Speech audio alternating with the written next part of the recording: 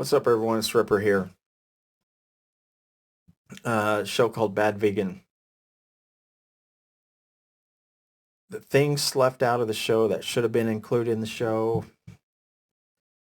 And I got a lot. I got a lot to talk about, and I'm deeply disturbed by what I've seen regarding this show and some of the actions of the company putting the show out and other things. So here's what you need to know about the show that wasn't included. And the reason I'm making this video is I noticed something that struck a nerve with me that was done in Tiger King 2. For those of you that don't know me, if you're here for the first time, I was in episodes 1, 2, and 3 of Tiger King 2. I'm the spokesperson for the family of Don Lewis. I have a group of volunteers. We have uncovered much information. We know what happened to Don Lewis. For anyone out there that wants an update on that case, call the Sheriff's Department or the Florida State Attorney's Office and ask them for an update and ask them why aren't they moving forward. They have everything they need. This show, Bad Vegan, it's about a victim of abuse. And the abuse does not stop when the show is over. It continues to happen. Not by who you think, though. For those that have seen it, you probably think I'm talking about Fat Fuck Anthony, but I'm not. The abuse is happening by others. So what was left out of the show?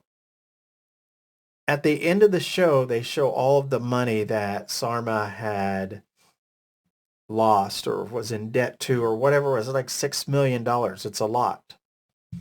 But what they leave out is that she got a licensing agreement with the filmmakers. And instead of taking the money for that, that money was sent to an attorney who then paid the employees that she owed money to because she had a restaurant. She got manipulated, left, disappeared. People did not get paid. Her employees did not get paid. But with her licensing agreement, the way she set it up, they got that money and they got paid. There's an article on Vanity Fair. I'll put the link to that article in the description of this video, and you can read it there. And they called the attorney for, I think some of these people or for the judgment or something, but it was confirmed that these employees were paid. Now, why didn't they include that in the show? That would have been something that would be nice to know, because you to watch a true crime show, you want as much information as possible. So when it's over, you can come up with some kind of conclusion as to certain aspects of the show. But they didn't put it in there, probably because the last 10 to 15 minutes, they wanted to pull the rug out from under your legs and make you think something else. They did the same thing in season 2 of Tiger King, episode 2, where they had this Homeland Security document that they introduced in the show. And basically this document said Don Lewis was seen alive and well in Costa Rica.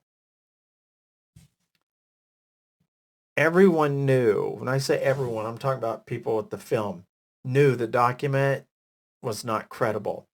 Everyone knew that the informant that claimed that Don Lewis was found in Costa Rica alive and well, everyone knew that the informant wasn't credible.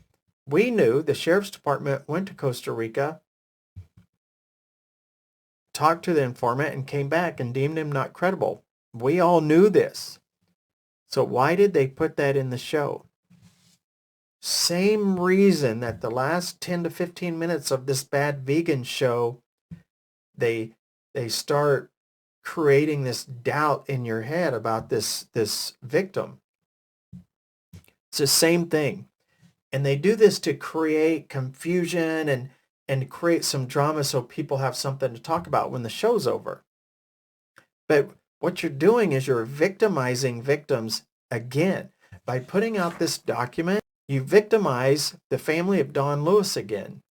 And by ending the show with a recorded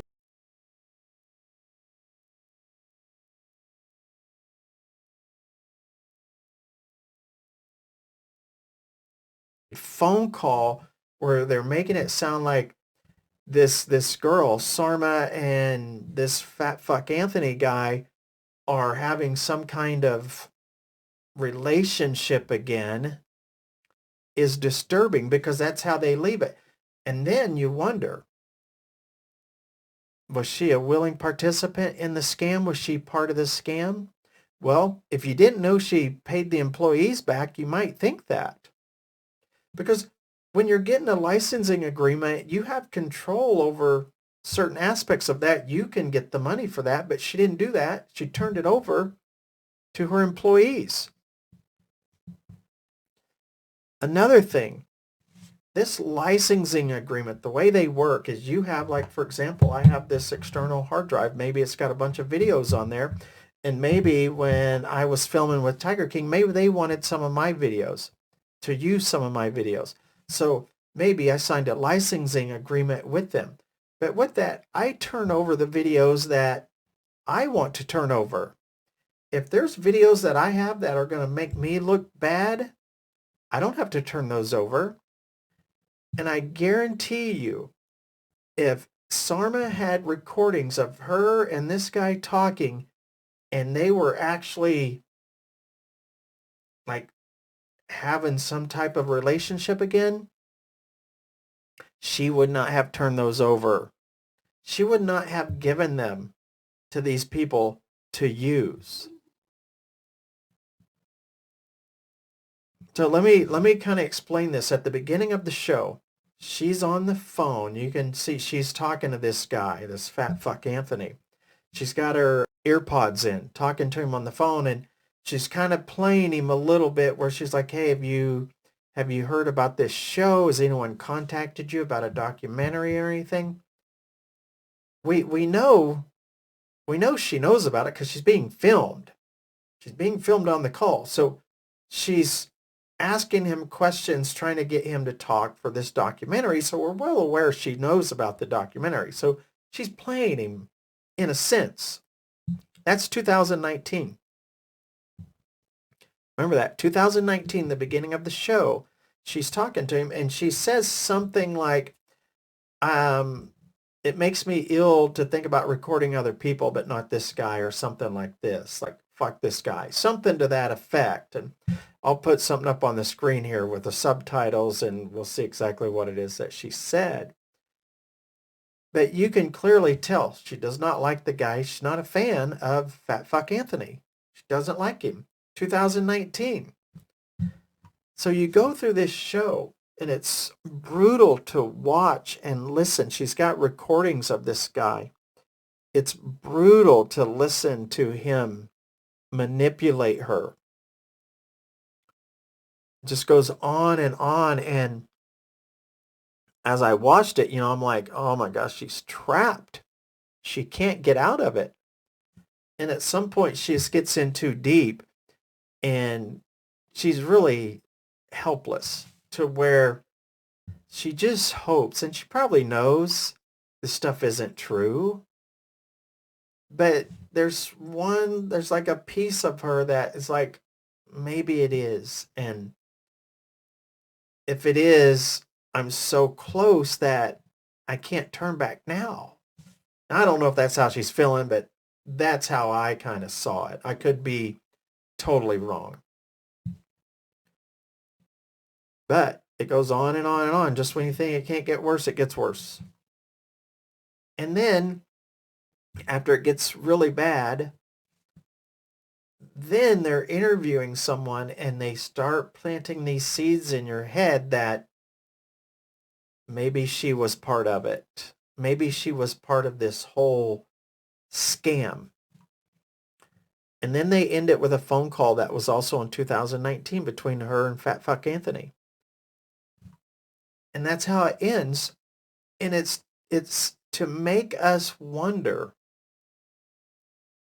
did this really, like, was she part of it?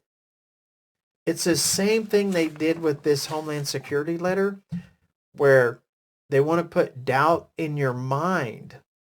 And in doing so, they're victimizing these victims again.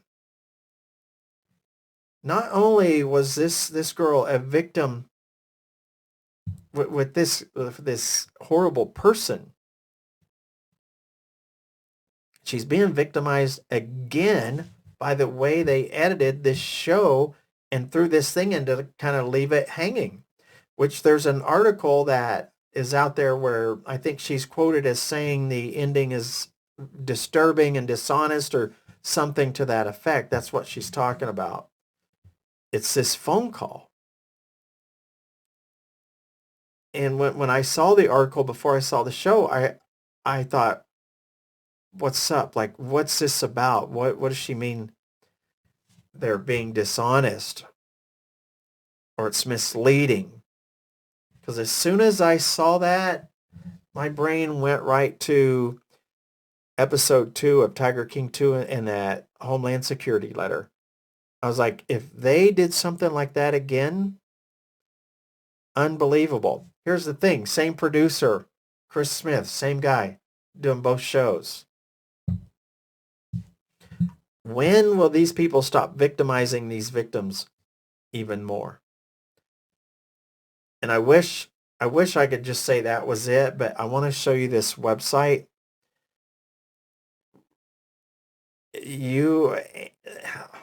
All of us animal lovers are not going to like this. This is a sick joke.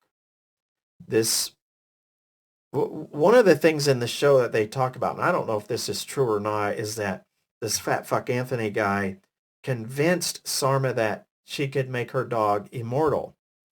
Now, for those of us that have lost an animal, losing animals, it's hard. I mean, I can't talk about my German Shepherd I used to have. Like, if I start talking about having to take her and put her down, I can't really do it. Like, even right now, I'm struggling to not talk about it.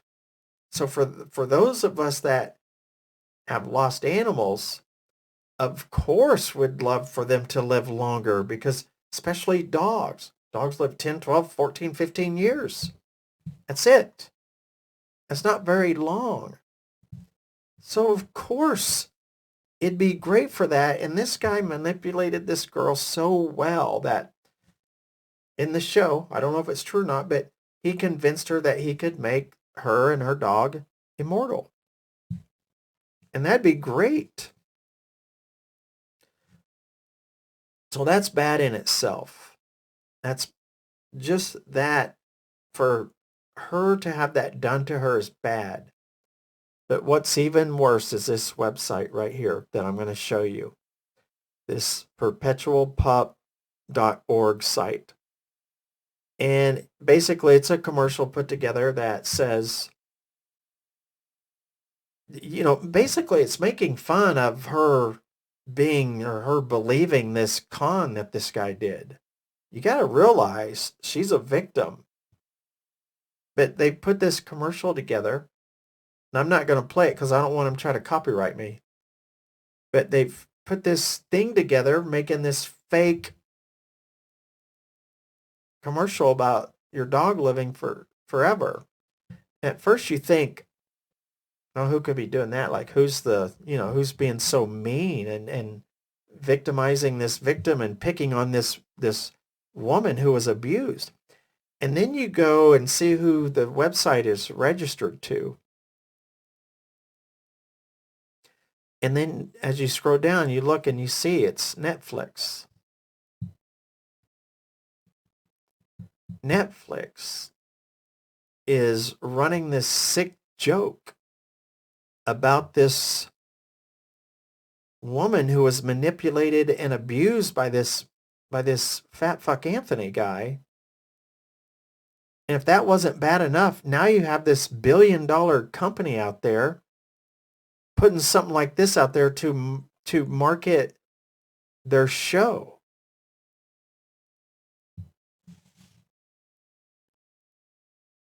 I mean, what the fuck is going on here? This is sick. I could understand it if it was some troll doing it. But it's not. It's Netflix. Netflix owns it. It's them. It says right here. I mean, unless someone put in their shit. This is bad. This is someone who was a victim. And now you're making fun of them for being a victim.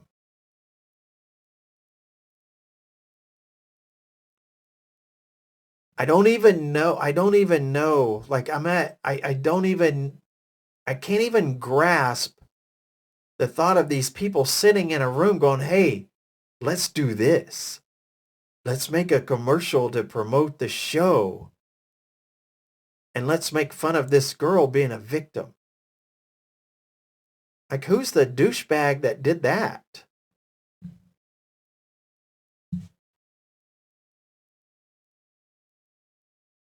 I don't know, man. I mean, maybe I'm overreacting to this, but I don't think I am. I think because of the way that the family was treated with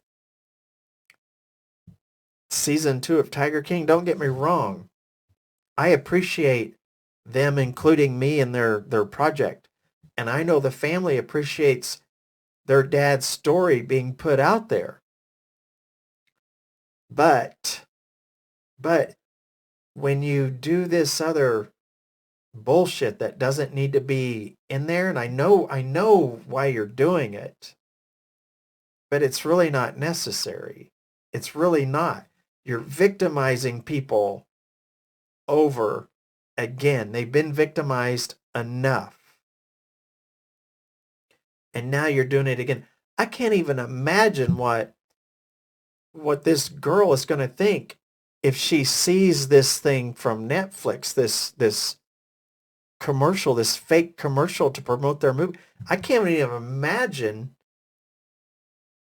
how she's going to feel seeing this sick fucking joke. And that's what it is. It's a sick fucking joke. And I encourage everyone to use your First Amendment right without getting banned from Facebook or Twitter or whatever, to use your First Amendment right and let these people at Netflix know how you feel. I think this is very disturbing.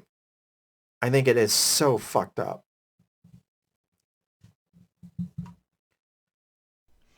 Hey everyone, I'll jump in here real quick. This is the following day after I went on my rant last night. But I need to follow Sarma's account. This is her Twitter account. You see right there her handle at SARMA. Go follow her on Twitter. I need to do the same. My wrongful conviction people.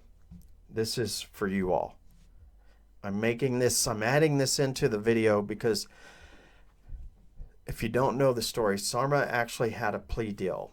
And you all know, my wrongful conviction community, you know people take plea deals when they're not guilty of something. There's a saying out there by prosecutors. We convict the guilty and we plea deal the innocent. Lots of prosecutors say it behind closed doors. We convict the guilty and we plea deal the innocent. She took a plea deal. She lost everything in this scam that this guy pulled on her. And that's what it was. It was a scam. He manipulated her. She didn't have money to go to trial. And as we know already, only 3% of cases actually make it to trial. Those that go to trial, not everybody has a fair fight. It takes so much money to fight the government and this stuff. And in the show, she mentions it would have cost a lot of money to defend herself. She didn't have any money. So I need my wrongful conviction people to do me a favor. I'm going to go through some of these comments real quick. Because she took the plea deal, there's people that actually think she's guilty. And in some of these comments, I've seen them say, you did this, blah, blah, blah. Because she pled guilty, that's what they think. They have no idea how the justice system works, how it's not fair if you cannot put up the money to defend yourself. So I'm going to go through here. Actually, you know what? It. Oh, she has seen. Oh, she's already seen the. She has seen this ad. Oh man. Okay. Well, I can't even. Well, I have no words. This is beyond disturbing. Just saw this. It popped up as promo in my. Okay, so she's got on Instagram. She's got her dog Leon. She must have an Instagram page for him. Listen to it all. Links to my picture. I'm sick to my stomach. Mad is a colossal understatement. WTF? As if this is all a joke. Okay. This was not a random, twisted, creative troller. This was Netflix marketing. All right, so she knows it's Netflix. She knows. Let's read some of these comments. This is where I need my people. What am I doing? Do I not know how to do this? This is where we need people to help. Now, I saw some other comments on another post, not this one, but we need to step in and help, and we need to defend this girl. Now, like right here, the same Netflix that agreed to pay your employees for the wages they were owed like 7 years ago, that's an inaccurate statement. Netflix didn't do the licensing agreement. The film company did. It's two different things. So we need to step up and help this girl defend herself, because people just don't understand how the justice system works. This is a person who I feel 100% was a victim and innocent, and they didn't have the money to defend themselves, so they took a plea deal. And now we got people out here dogging her. And this same Netflix that agreed to pay. So I would appreciate if you guys would step in and let's take it to these people who are coming after her.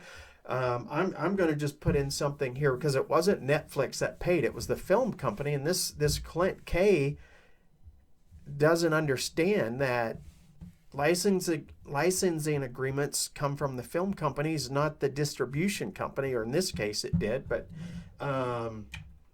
yeah, this is, people need to be educated, and it's our job to educate them. That's what I feel.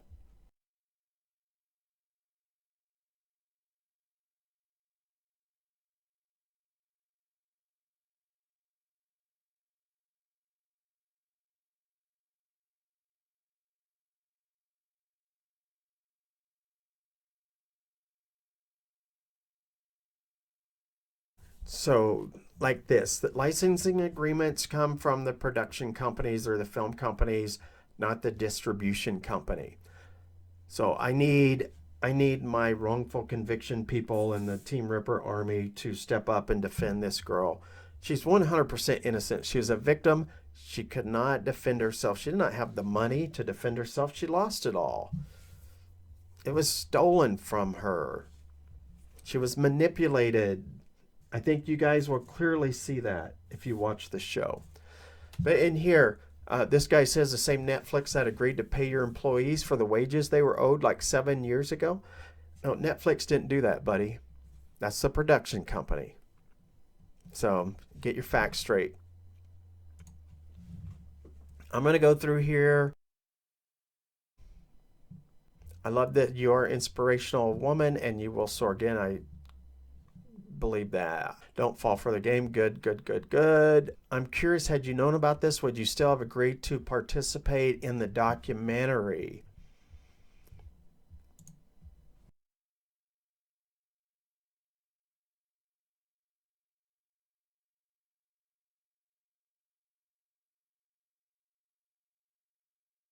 This is, you know, maybe she would have. I don't know, but I think people need to understand that Netflix and the film, the production company, the film company, they're not the same.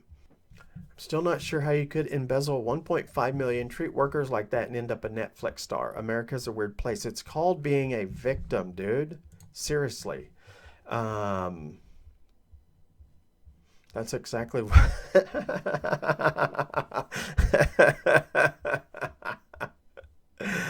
Oh gosh. Let's see. If she were a young black male, she would be doing interviews from prison. You know, that that actually could be absolutely 100% true. As bad as that sounds, it's absolutely, I think that's absolutely true.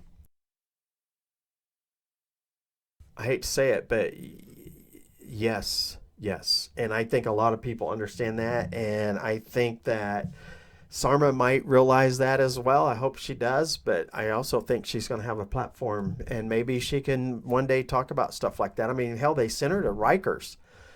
That's just not a good place to be. This statement, as bad as it is, it's absolutely true in this country. Be the person your dog thinks you are. Great one. Yes, very disgusting. I'm not going to go through, I'm going to go through some of these comments, just not on here, but I would like for my followers to please step up to the plate and help this girl defend herself. She cannot go out here and just combat the trolls. As you guys know, you just can't do it.